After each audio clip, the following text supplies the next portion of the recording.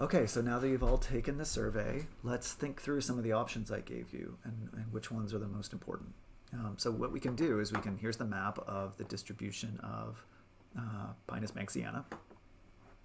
And one of the ideas was that temperature might be controlling it. So if we take a look, here's the map of temperatures, and it's a little bit coarse, but you can see that this yellow band here seems to almost perfectly encapsulate most of the distribution of Pinus banksiana.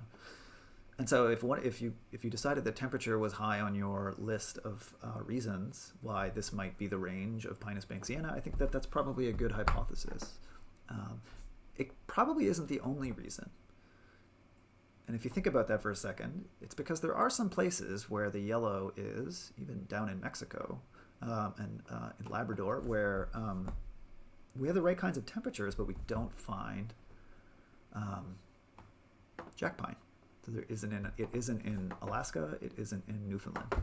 And so temperature is probably part of the reason, but it can't be the whole reason, right? You could even look at, here's this little line here of temperature. You can see that what's going on here, it's clearly not temperature, otherwise they'd be living here. Oh, and I should say these gray spots here on the middle, these are all lakes. If you don't know your Canadian geography, this is Great Slave Lake and this is Lake Winnipeg. Okay, so what about rainfall? Some of you probably thought that rainfall was important, but here's the map of rainfall across North America. And what you'll notice is that the distribution, rather than temperature, which is north to south, it's actually mostly east to west. And what you can see is that actually jack pine occurs in really 3 of these different ranges. And so jack pine actually exists in almost all of the rain conditions that we find in North America. So I'm going to suggest that these data alone suggest that rainfall probably isn't that important for controlling the distribution of jack pine. Otherwise, we would find it all the way to Mexico, all the way to Florida, and we don't. What about elevation?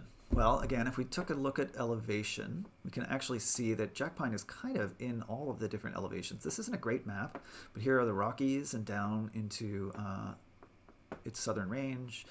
What we can see is that it's sort of both in the lowlands and in the uplands. And so elevation doesn't look on its own like it's very important either. So that's no good. So, so then we're still left with the question, if there are temperatures that are good in Alaska on the other side of the mountains, and if it can grow in mountains, then why didn't jack pine go across the mountains? The last hypothesis, I think, gives us our answer, is that we can look at interactions with other species. And so here are the distribution of 2 different kinds of mountain beetle. Mountain pine beetle that is a key predator that can very easily kill almost any pine species. And what you'll see is that the southern border of the southern pine beetle matches very neatly with the distribution down here, potentially preventing species from moving further south.